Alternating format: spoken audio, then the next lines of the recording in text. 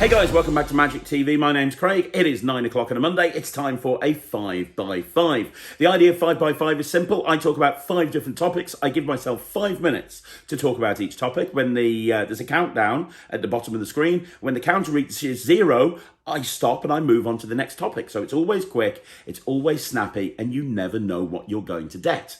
And the first thing that I'm going to be talking about today in the first segment, I'm going to be actually showing you some live performance footage. And there's a reason I'm actually doing this. On the channel, a little while ago, I actually did a video on set lists. And I talked about creating set lists and linking routines together. And I actually said one of the most important things that a close-up magician can do when they're working commercially is work out how to transition from one trick to another. You don't want to be that guy that does a trick, puts it away, and now for my next trick. How do you transition from one trick into another?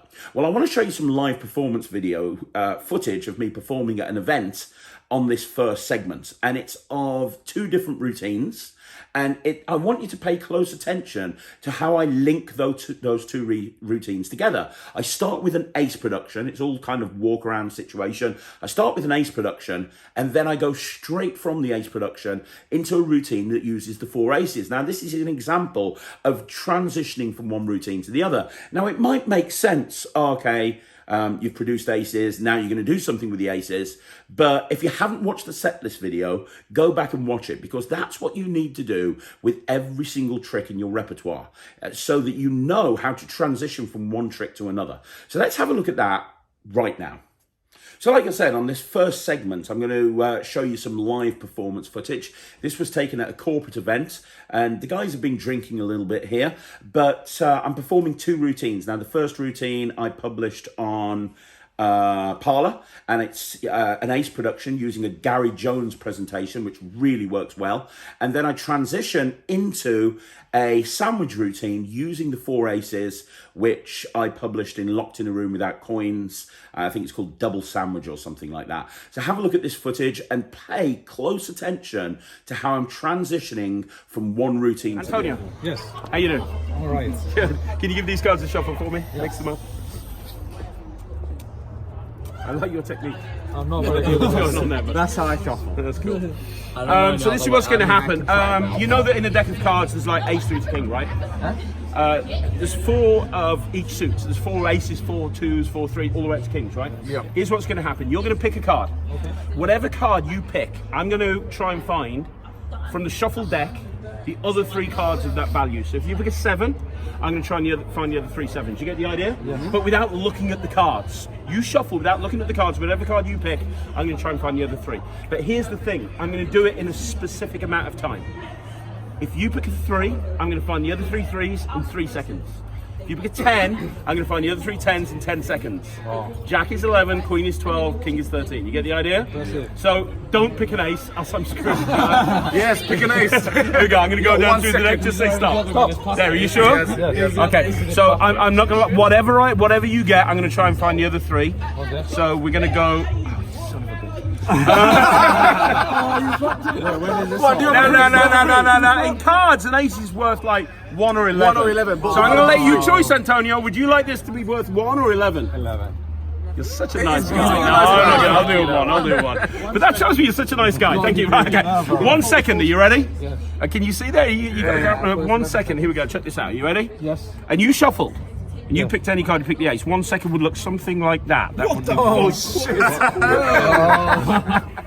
That is crazy. That's nuts, right? But now we got the aces. Now we can do the trick. That's not even the trick. Do you want the red aces or the black aces? The red. There you go. Put your drink down. You get the black ones, Antonio. Because you've got the black aces, you're going to grab a black card, any black card that you want. That one. Cool. Take it out. Okay. And show the camera. Because you've got the red aces, you get any red card out that you want. Don't show me. Take a red card.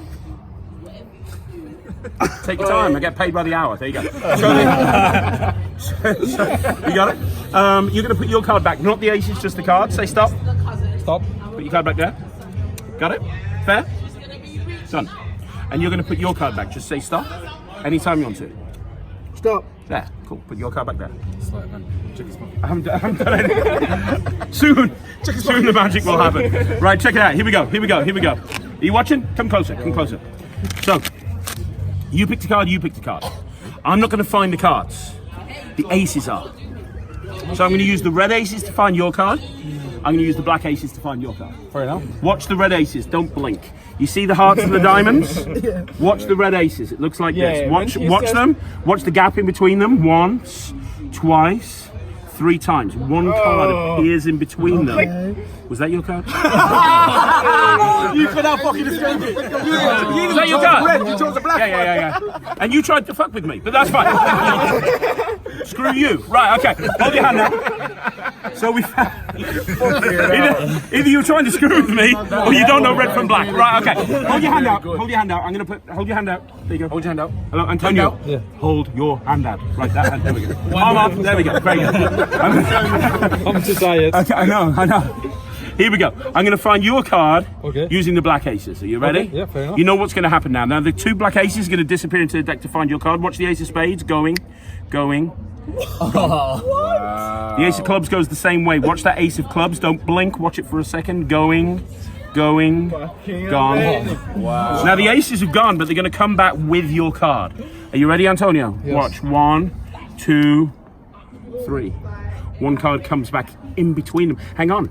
Don't take your card off. If that was your card, would that be good? Antonio, be honest, was your card the 4 of clubs? Hang on. Wait, what? Wasn't that your card, the 4 of clubs? Yeah. Yes. But that card was there. Hang on, just... Oh, no way.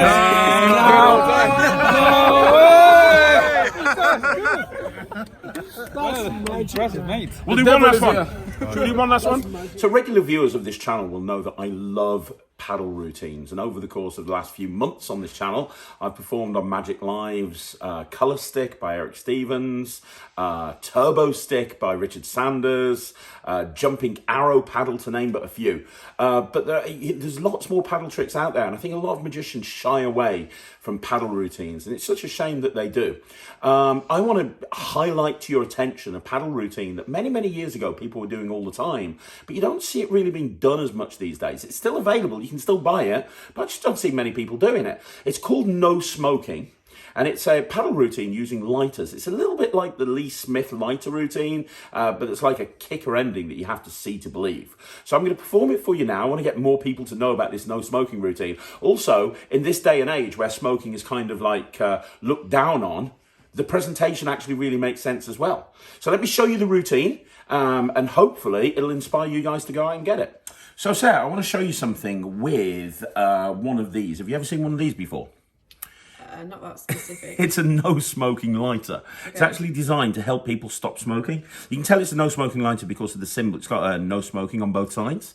And the idea of this lighter is that if you try to light a cigarette or a cigar or anything like that, it won't actually light. Okay. It's incredible, really, how it works. But I've worked out a way of cheating the system. I can light cigarettes with this. Even though I don't smoke, I can light cigarettes with this lighter. And what you have to do is you have to trick it into thinking it's a normal lighter. So if I just do this and rub the back of my hand, I can actually take the symbol away. Now it's a normal lighter. Now it would light anything. And if I want to bring the symbol back, I just snap my fingers and the symbol comes back, which is crazy.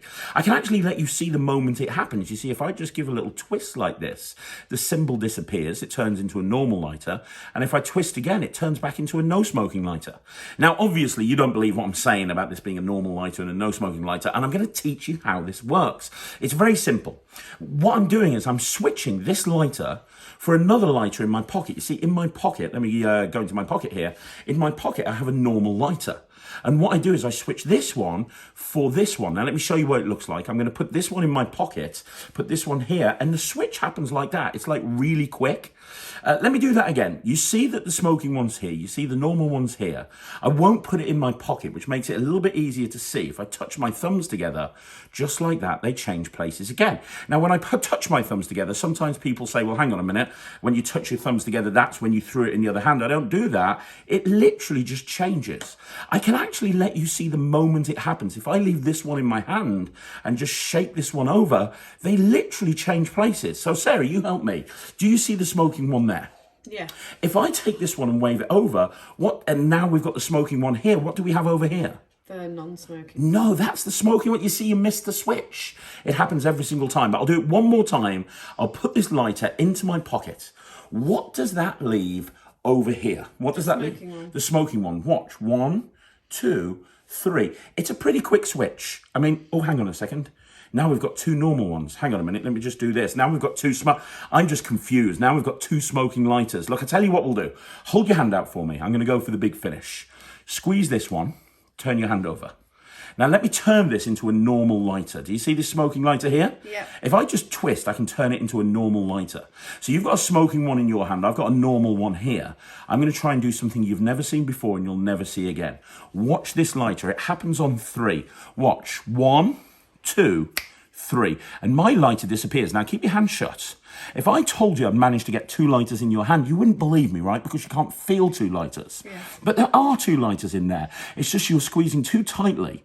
So I had to fuse the 2 lighters together. Turn your hand over, open it up, and you can see that in your hand you have 2 lighters fused together into one, and you can examine that. Now, guys, don't you think that is an incredible routine? What I really like about it is the finale. There's other routines like that, but the finale is what makes it. For me, it has that sponge balls moment. Do you know what I mean? When you open up your hand and they're convinced they've got one sponge ball and then they have 2. Well, this is a similar sort of thing. They are convinced that they've got this normal lighter in their hand. You tell them that you're going to make this lighter disappear. You do. And when they open up their hand, they're convinced there's not 2 lighters in there. And then you've got that lighter fused together. Oh my gosh, what an amazing... As a magician, your job is to create an impossible object that people will remember forever. That is an impossible object. And that's why this routine is so commercial. It's available still. It's called No Smoking. And guys, I'd seriously highly recommend it. Okay, let's talk about somebody who I think is one of the greatest sleight of hand artists in the world today. And that is the one and only JM Justin Miller. I've interviewed him on this channel. Everybody knows the history between me and JM. I'm going on record right now as saying he is one of the greatest sleight of hand artists in the world today. A little while ago on a Q&A, I had people ask me, who's the greatest living card magician? An argument could have been made for Justin Miller. And I kept him off the list because he's not a card magician. He can do it all, and he can do it really, really well. This guy is absolutely amazing and has been releasing quality magic to the magic community for years and years and years. I want to highlight for you 3 tricks that I think are 3 of JM's best tricks that he's ever created. But first of all, some honorable mentions. This is something that I can't remember which project this was on, but it's really one of the only things that I do with thread. I don't really do that much with thread, but this is something that JM released that I do all the time. I'm pretty sure he called it ring slide. And the idea is you take a borrowed knife or a borrowed fork, or you could use a Sharpie marker or a pencil or something like that. You borrow a spectator's ring, you put it on there, and you just do this. And the ring just slides along the Sharpie or whatever you're using. They cup their hands together there, and it falls in their hand. You immediately give them the pen. Everything's examinable. It's absolutely amazing. Freedom Pack is another honourable mention. It's one of JM's best tricks. It is the perfect opener with a deck of cards. I mean, that visual moment where the deck of cards goes back inside the box, they just don't see it coming. You've got a deck of cards, you've started doing some sort of ambitious card routine, and then all of a sudden, boom, it's back in the deck of cards. People just don't see it coming. It's incredible, and I think that just is the perfect way to sum up his material. It is so strong, it is so commercial, and it packs a real punch. But anyway, I said I was going to talk about the top 3 tricks, and that is exactly what I'm going to do. In third place, I'm going to say captured. Now this, there's many different versions of coin in bottle and cap in bottle, and different people have been doing different versions of this for years. I honestly believe that he basically solved the problem when he released Captured. Nobody else is going to be able to release a cap in bottle that even comes close to Captured, because it's perfect. It is super practical. It's just absolutely super practical. But if you've never seen it before, and it baffles me how many few people do this, you have a cap, you put it in your hand, you have a bottle, you do this, the cap goes into the bottle, you hand everything out. It is that clean. He has taken the cap in bottle plot and made it absolutely perfect. In second place, I'm going to give second place to Silver Dream. Now, in my opinion, Silver Dream is what put JM on the map. Way back in the day. I think it was probably the first project he did with Illusionist. And if you haven't seen Silver Dream, you need to get it. I think it's still available through Illusionist, but it's a 3-coin vanish. And I know what you're thinking, well, so what? Well, it's any coins, regular coins, and learning Silver Dream is a masterclass in sleeving. Yeah, I'm giving something away now by telling you Silver Dream uses sleeving, but you know what? If you watched Justin do this, you would not suspect, let alone detect, that sleeving is used because it looks so natural. And yet you have these 3 coins completely disappear at the fingertips. It is what real magic should look like. The reason why coin magic is so good and so strong is because it brings back that childhood memory of coins, people pulling coins behind somebody's ears. And this is the cleanest 3-coin vanish you'll ever see. No gimmicks, no extras, no nothing, just pure sleight of hand and genius thinking. And then you've got number 1. And if you've seen my interview with JM on the channel, and if you haven't, you should do, everyone will know what number 1 is. It's a little known JM effect that's just brilliant, which is a jumping tic-tac. You take a tic-tac box. It is a regular, ungimmick tic-tac box. You have a single tic-tac in there, and you can just look at it, and you can make it jump on command, and you can repeat it over and over again, and you can immediately hand everything out. It is a normal tic-tac box. It's a normal tic-tac inside, and you can do this in so many different ways. You can have it so that they're dealing down through the deck, and when they get to their card, it jumps. You can do it as a mind power demonstration, an ESP thing. You can do it as a psychic touch. There's so many different ways that you can use this. It's a genius principle. It is the best trick that JM has ever created. So I've got a Talk Magic interview coming up soon with Ryan Schlutz. If you don't know Ryan Schlutz, he's released some amazing magic through the years, including some DVDs on superb self-working card tricks. But a lot of people these days are knowing him for releasing Locked and Loaded, which myself and Ryland gave in the awards as the best app of 2020. Locked and Loaded is something that I'm using all the time in virtual shows. I've got an interview coming up with him soon, and it was an incredibly insightful interview. And I want to give you a sneak peek of that interview now. Guys, when this hits the channel, you want to watch it. Ryan is amazing. How do you approach, when you're creating something, because you've published so much material, how do you approach that creativity point of view, especially with some of the style of routines that you do where you're not using traditional methods? Yeah, for me, I guess the way I do, creativity is obviously, there's no right or wrong way of doing it. So for me, developing a method, I think typically people start with the ending, the effect they want to achieve, and they kind of work backwards for method. I'm different in the sense I typically start method, and I try to find a routine that makes sense with the method, right? And then so I think that's where a little bit backwards for most people, I think, because like I have no clue what the trick's going to be, and then I have a cool idea. I go, oh, this is a cool way of controlling a card that I've never seen. That's kind of hands off and fun. But so what? It on its own, it makes no sense. So then I have this one I basically have the middle of the movie, and now I got to figure out the beginning and the end that makes it make sense. And then that's basically how like 95% of my tricks are created. I think there's only like 1 or 2 tricks I've ever put out that started with the ending, and I was like, well, how do I get to that? I want this image, this moment, and then I work backwards from there. But that's rare. That's not my normal way of doing things. So I can give you an example. Like, yeah, please do. So like my way of starting with the middle. So like there's a routine in one of my tricks where, so we'll just pretend. So we'll just call this the pencil dot, right? So there's an idea where I had this really cool idea where I can have the deck. What's the volume? I'm trying to give a better example. On this one, I get complicated really fast. Oh, I'll show you a better one. So there's this cool trick I came up with. It was on the first DVD actually that you saw a long time ago, where like the high card principle, right? So and then typically that's what I do. I start with a principle. I start with an idea or principle I've seen, and I try to think, well, typically it's done this way. How could you change it, right? So like for instance, here's an even better one. Easy. I'll teach a trick and show you how it came about by doing it. Because there's a Marlowe idea with the cut deeper, right? The cut deeper force, everyone sees it like this. So the cut deeper is typically, the top card, right? And you do the cut, you do it twice, and of course that card will be the first face down card, right? Because this is the classic cut deeper force. So the question is, how do you rethink this? What if the challenge to me is like, okay, well, this requires on the top card. That's a gap card. This requires on the top card. Could you do it without knowing the top card? Is that possible, right? So that was the requirement. And then I start rethinking, what does the move do? Well, if you think about it, if they cut off cards like this at random, and they go to the first face down card, you don't know this card, but you do know this card, right? Yeah. Which is the original top card, right? So now Yeah.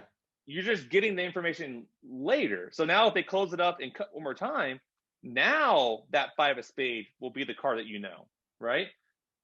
But then, now they're showing you the next card, the 3 of diamonds. You say, oh, one more time. So now you're doing 3 times, which is not normal for the cut deeper. And now they're putting down the third card, which is the 3 of diamonds. And now you know 2 cards, right? That you shouldn't know from a borrow shuffle deck, right? You haven't even touched it yet. So now you go, okay, so now I'm at the point now where I'm like, all right, I have 2 cards I know. I don't know one. How do you solution this? So here's the ending of it. You basically miscall, the classic miscall. So I know this one is the 5 of spade. So I'll basically say, oh, this is the 5 of spades. Yep, got it. And now it's the 9 of diamonds. Now I'll say, and this is the 9 of diamonds. Yep, got it. And now the third one, to make it build, I don't look at it. I go, you know what? Oh, wait. No, this really was the 5 of spade. This really was. Now I switched it. This really is the 9 of diamonds. And I think the last one, I don't even want to touch it. You look at it. I think the 3 of diamonds, you check it out for me. And now they turn it over and show us the 3 of diamonds, right? So that's basically a sums up like how I approach a very common move, like the cut deeper, and try to re-envision it and where could you take it kind of thing. Now, I perform a lot of coin magic on this channel. I talk about coin magic a lot. I do a lot of 5x5, not 5x5, you're watching a 5x5. I do a lot of magic lives where I actually perform coin magic. And one thing that I like doing is I like collecting different types of coins. I consider myself a coin guy, and so I'm always looking for unique and interesting and different coins.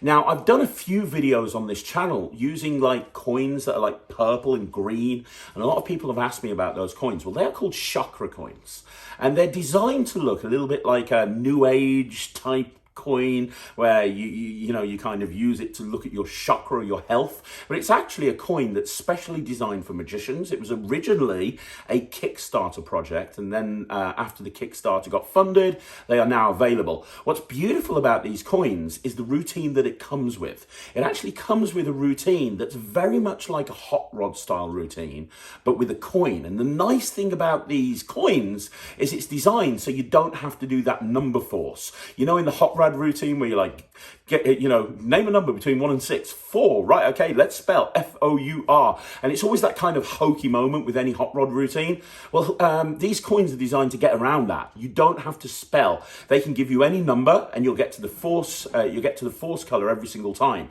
and it's a really nice commercial, quick routine. The instructions come with everything that you need to know in order to do that routine. But what I've discovered is these coins are wonderful to do other stuff as well. I've got a whole bunch of them in different colors, and I use them for wild coin, and I use them for copper silver routines. And when I bring them out and I show them to people, I go, hey, I got these in a new age shop. Have you seen these before? Instant intrigue, which just brings people into the performance. What I want to do is very quickly show you a simple version of the routine that actually comes when you buy the coins, and then we'll kind of sum this whole review up. Right, so I've got Sarah behind the camera. How you doing, Sarah? Hey. Hey. So I want you to help me. I've got a chakra coin here. It's like, can you see where it says health chakra? It's basically like a new age coin. And you can see there's lots of different colors on there. I think there's like 7 different colors altogether. What I want you to do is give me a number between 1 and 7. It's totally up to you. 1, 2, 3, 4, 5, 6, 7. Give me that number now. 3. Are you sure? Yeah. Change your mind, or are you happy? No. So you can see that it starts over here at the red, and it goes 1, 2, 3, 4, 5, 6, 7. So if you'd said 1, it would have been red. 7 would have been the purple going around the outside. But you said 3, so 1, 2, 3 would be yellow. Would you agree with that? Okay. Yeah. So I want you to watch very carefully and don't blink. I'm going to see if I can do this. Look, because you said yellow, I should be able to change that whole thing into yellow. How weird is that? Now, the thing is, it's only an illusion. It's not real. If I just rub, I can actually take that yellowness off, and we're left with the coin that you can examine and look at. Right, okay, so that is the routine that comes with the coins. And I think that some of you will be looking at that and going, well, that's a bit simple. But what you have to understand is this is perfect for walkarounds. Sometimes when you're doing walkarounds, you want something really quick and really visual to get people's attention. And that's what this is. You know, you can hand the coin out ready for examination at the beginning. They have a free choice of number. You then just rub and you've got that coin changed to the colour. I get really strong reactions when I do this. And then you rub again and it goes back to normal and you can give it out to them. If you want to, you can do a follow-up where you get them to name a different number, they get a different colour, and you can do it again without anything because you've got the gaff in place that will allow you to do 2 different colours. So it's a really strong routine, and it's just a couple of coins in your pocket and you're ready to go anytime, anywhere.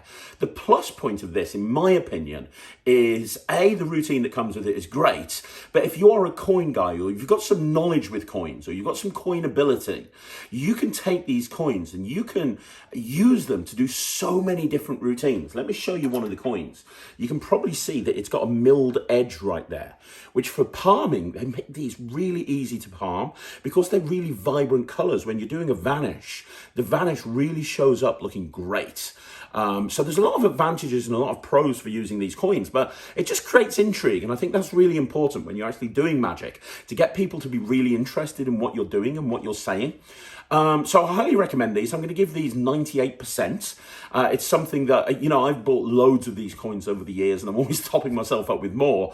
Yeah, if you do any coin routines that involve a copper silver coin or something like that, see what you can do with these. You could even take these to a shell manufacturer and have shells made at them if you wanted to. Beautiful coins, really nice routine, and a very good price. The link is in the description down below, but I highly recommend getting these coins. So that's another 5x5 in the bag, guys. I hope you enjoyed it. Let me know in the comments down below. What did you think? Do you agree with what I was saying? Do you disagree with what I was saying? What was your favourite segment? What else do you want to see on future 5x5? Let's get dialogue going. I'd love to hear your thoughts. And once again, if you want to see more videos like this, please do me a favour and subscribe to the channel if you haven't already. Like the video, leave a comment down below, and I'll see you again tomorrow with a Talk Magic, and next Monday with another 5x5. I'll see you again. My name's Craig from Magic TV.